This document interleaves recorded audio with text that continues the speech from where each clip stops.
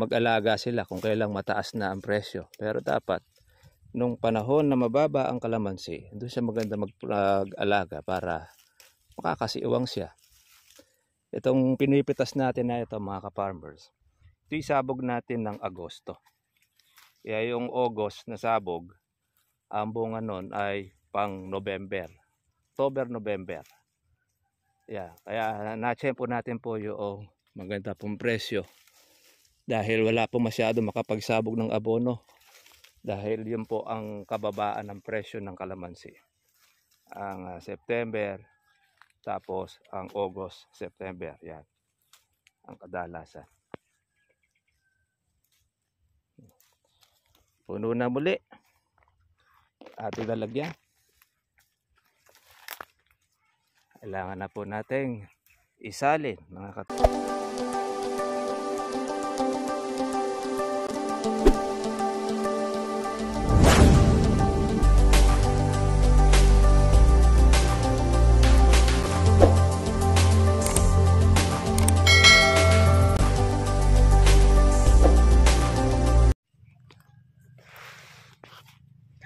Good morning po sa inyo mga katribya at welcome sa aking YouTube channel. Kamusta na po kayong lahat? Sana po ay nasa mabuti po kayong kalagayan. Ngayong araw mga katribya, continuous po ang ating pag-harvest ng ating kalamansi. Shoutout po natin ang ating pong mga ka-farmers natin na humaharvest. Ang ating pong presyo mga katribya ay same pa rin, 1.5. Yan. Pagka po maganda at bata ang inyong kalamansi, ay pwede pong kunin yan ng hanggang 1.6. Meron kasi mga katibang kumukuha po ng 1.6, kaya lang medyo maaga ang kailangan. Kaya katapos hindi naman po kumukuha po ng dilaw, kaya hindi po tayo nakakapagbigay. Pero kung halimbawa ay hanggang gabi ay siya ay kumukuha, mabibigyan po natin siya ng pitas. Kaya lang pagka po hindi po kumukuha po ng dilaw, wala po tayong dadalan po ng dilaw. Mga katribya, yun naman po ang po natin doon sa mga buyer. Hanap na lang po tayo ng buyer na kumukuha po ng reject. Ayan. Ang reject ng mga katribya ay katumbas naman po ng halaga noong panahon na mura ang kalamansi, 4. Ayan. Siyempre ang pasan noon malamang ay nasa 500. Kukunin po sa puno ng 400 po ang dilaw. Yun, 5 naman po ang kanilang bigay pagka dumaan po dun sa ahente. Pagka rekta naman kayo, ay maganda-ganda po ang inyong magiging presyo. Pero pagka dadaan po siyempre ng ahente, may patong na ang ahente. Ngayon mga ka-farmers, yan, nakuha na po natin. Yung talagang malalaki na, mga talagang pitasin na.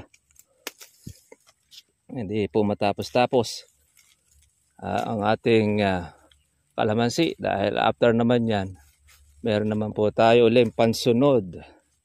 Yung pong mga maliliit. Pang November naman natin. Kaya swerte mga katribya, ito pong October. Yung mga last na October na yan ay natsempuhan pa yung sa atin na meron pong napitas. Kaya ganoon lang po mga katribya. Importante, meron ka lagi nakaumang. Lagi kang may bunga. Nakakawatan pa tayo kung ito'y laging may bunga. Kaya yung kawatan ay masayang masaya. Nakakakupit. Di man niya makupit lahat. Ngayon, maghihirap siya ngayon kumuha. Dahil napitas na po natin po yung basal o yung majority. Nakadunggot-dunggot sila. At least po mga ka-farmers ay bumawi naman tayo doon sa ating presyo dahil inabutan ng magandang presyo ang ating kalamansi. Siyempre doon sa iba na nakapagpapitas na, bawi na lang po sa susunod. Kung hindi po kinayod po ng inyong tagapitas ang pansunod ninyo. Karaniwan kasi mga katribya pagka po pinasok po ng mamimitas, pati pang November, kuha na. Ang tanging matitira na lang yan yung mga gasaresa, yung pang December.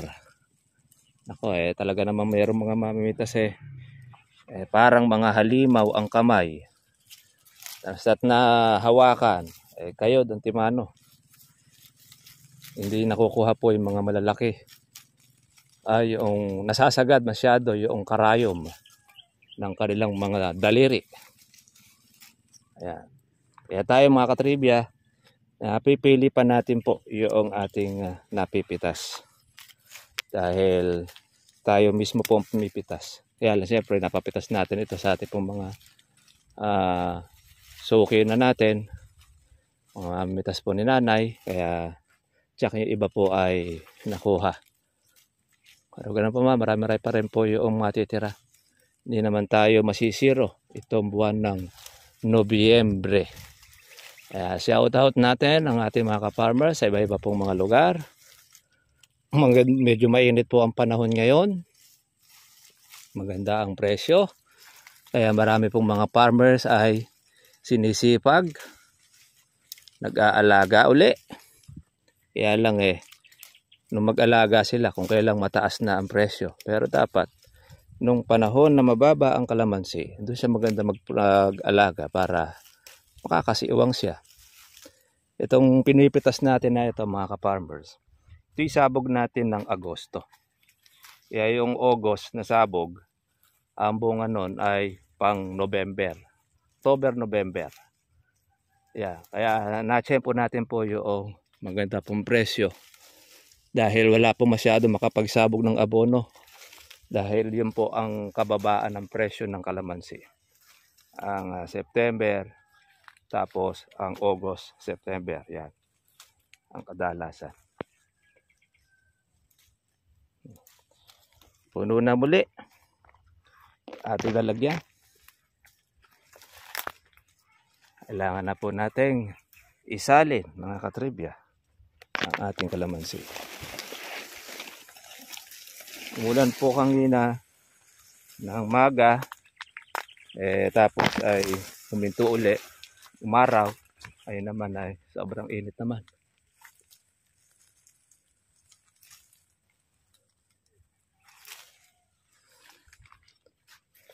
Sabay na rin po niya ng ating pag-aalis ng sanghang tuyo. Okay, sali muna tayo.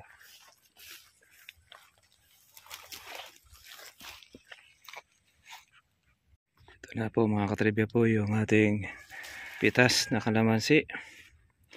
Meron na po tayong isang bag. Pahinga lang po tayo mga farmers at medyo kumulimlim at nagbabanta po si ulan. Kaya naman ito. Pahinga lang po tayo ng saglit. Isang kuwan pa siguro tayo mga katribya sa pangsalin. Para bago po mananghalian ay ipilian naman po natin ng dilaw yung ating napitas. Po yung ating kalamansi. Kaya after po nyan na makuha na po ang ating mga bunga, ilalagay na po natin siya ng ating organic fertilizer para pang suporta sa bunga at panibagong cycle po uli ito ng ating pag-aalaga. Yung pong bulaklak na ilalabas na ito mga katribya, meron na po itong kasamang spray na. Hindi na po kagaya dati na libre na tayo sa ating pong pag-insecticide. Kasi nag-aaraw na, tapos ay umuulan, anda-anda. Kaya yun, obligado na po natin ditong alagaan na po ng ating gamot. Kaya doon po sa ating mga ka-farmers, kung kayo po magpapabulaklak, i-prepare na po ninyo yung pong pang-insecticide. Yung pong sabog natin ng Agosto at September, yung bulaklak nun, ay libre na po yun. Hindi po tayo nag-spray doon ng unabis. Ang atin lang pong ginamit po ay ang ating herbicide, yung ating pong pandamo. Pero ngayon, yung bulaklak nga lumabas ngayon, tsaka po yung lalabas pa lang, yan na po ay aalagaan na po natin ng ating spray ng insecticide. Yung ating isinabog na para po sa pang December, ayan na yun. Ang ating gaholen tsaka po yung gasaresa. Kaya ang kalamansi mga katribya ay talagang marami rin po siyang gastos. Pero pagka na-tsempohan mo naman, na meron kang pitasin pag ganyan po magandang presyo, halos bawi mo at maganda po ang kikitain. Lalo na pagka po mas marami pa magiging bunga ninyo at nakalaki, dumoble ang size, tsaka dumoble po ang presyo. Ngayon mga katribya, halos triple na ang presyo ng kalamansi. Dahil tayo 450 pumipitas mo nakakaraang linggo. Ngayon naman ay 1.5. So tatlong doble ang itinaas po ng presyo ng kalamansi. Kaya napakainam po mga katribya na pagkakitaan, paghahanap buhay itong ating kalamansi farming. Kaya kung sa ating mga katribya na mga nagnanais po na mag-inquire kung paano mag-alaga, dito lang naman po tayo. At lalo na kung meron kayong mga bakanting lupa, pwede nyo pong taniman. Lalo na kung basta't po yung lupa ninyo, hindi po siya bahay tubig. At meron kayong source of water, pwede po ang kalamansi. Ayan, ano po na tayo mga farmers. Isang pitas pa po tayo ng ating kandongga at tayo po ay manananghalian na.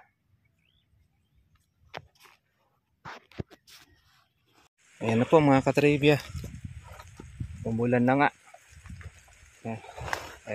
Tayo po uuwi na. Ating maya na po tayo pumitas. Tayo po ay mababasa. Kailangan po natin ito ay lagay na sa halayhayan para hindi po tuloy ang mabasa. Medyo mabigat-bigat din po mga ka-farmers.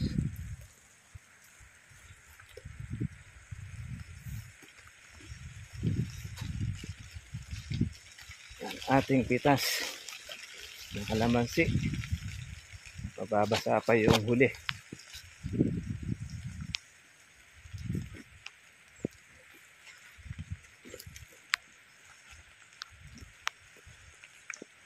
Hindi natin maitatali. Dito naman po yung ating tricycle.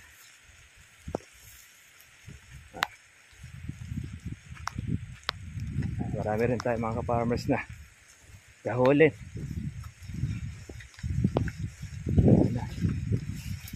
Lumalakas na yung ulan.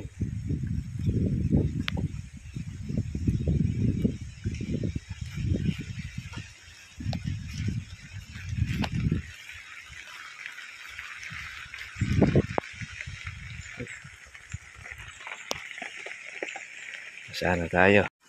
Mga ka-farmers po yung ating pitas. Basa siya ngayon dahil umulan. Walang kangina.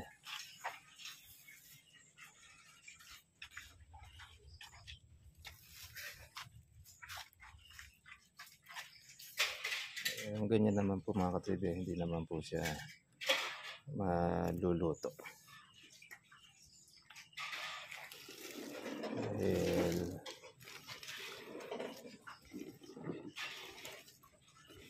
ulan naman po yan ng tanghali. Hindi naman siya na ulan ng umaga.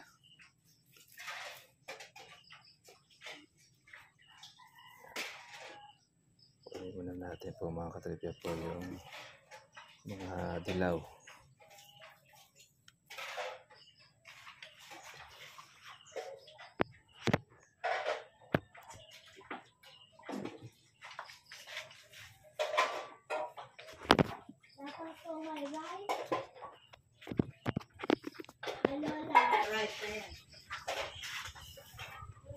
Kunin natin ang mga reject.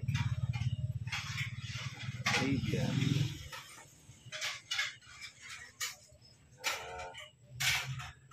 Salin na natin yung berte.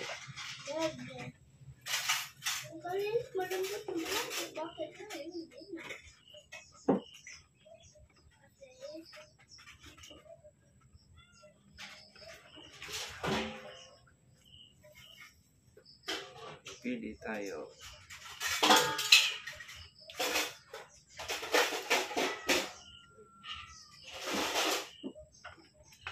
Kain na kain.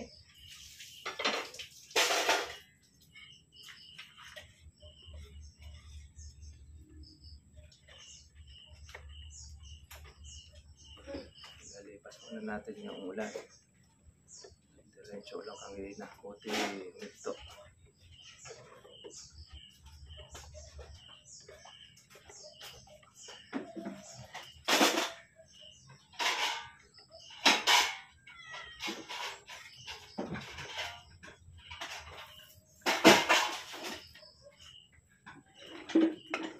Bako na gamit. Bako na.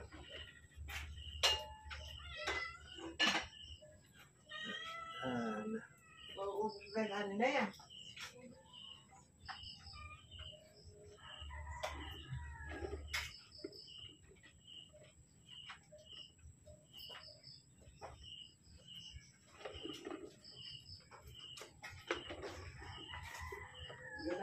Ito kumain sa toyo at saka sa ano man siya, kaya sa toyo na ulam. Ito yun. Ito man siya.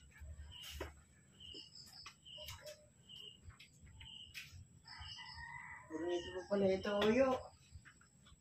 At kalute.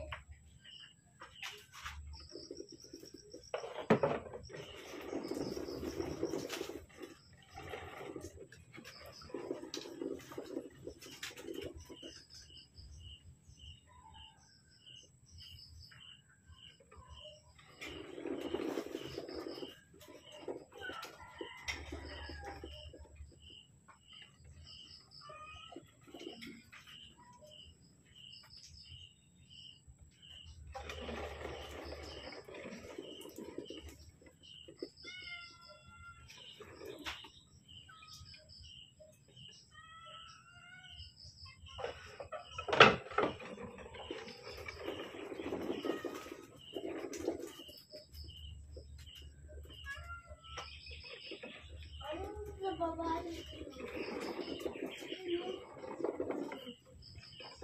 There you. Yeah, siya. Ilan naman yun? Dapat kahit naman ganito. Ay, kinakain. Ano ka, taga-ako ng ano.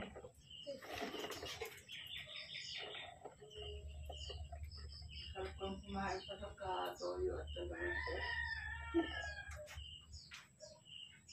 Mayroon na ako kumain ng sarap.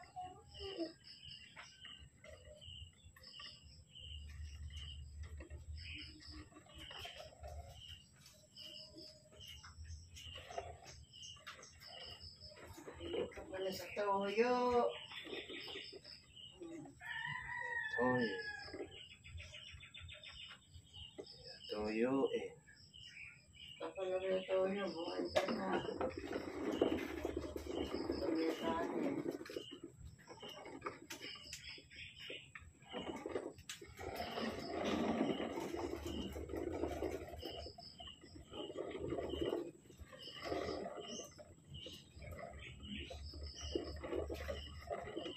Pero bakit kumain ka? Ha? Papa. Manta. Ano lang manta? Bakit kumain ka sa papa? Hindi.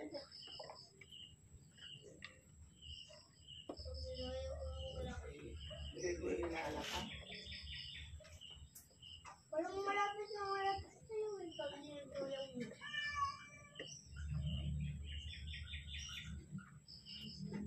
Kukuha lang ako ng ano.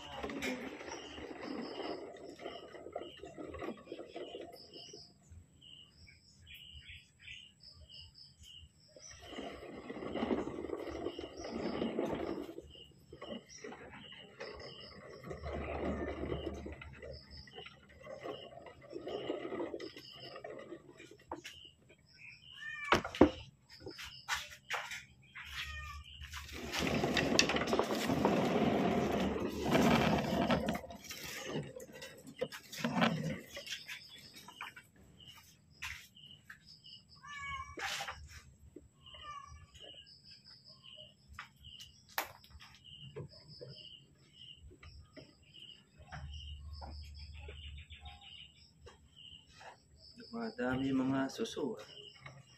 Pangkatuan. Ayan. Kumakain din ng bunga. maasim na yun eh. Pagtsatsaga. Papa! Aba kanina yung sabi nyo sa motor. Yung sinasabi sa motor, kinukuha ko. Pinapababa ko. Ayaw, yung pagkuha ko eh. Yung sit na ako makakat ng aso. Okay na lapit kay Chocolate. O ayaw ko yung sinasabi ko sa motor. Si Javi, ayaw. Hindi ka naman kakagatin niya. Kaya laro kasi. Kaya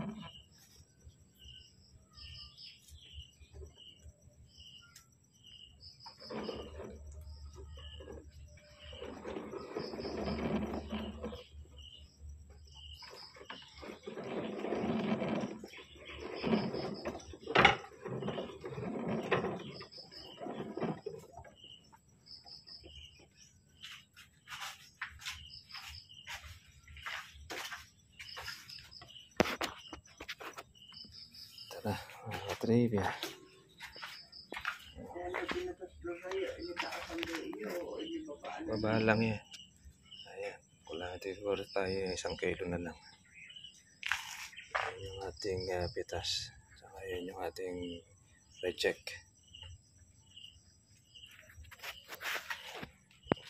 Sige mga katribya, tayo po ay paalam na sa inyo. God bless inyo lahat.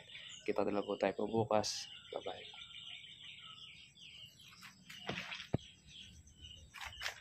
Kulong pa yan. Sak, makain.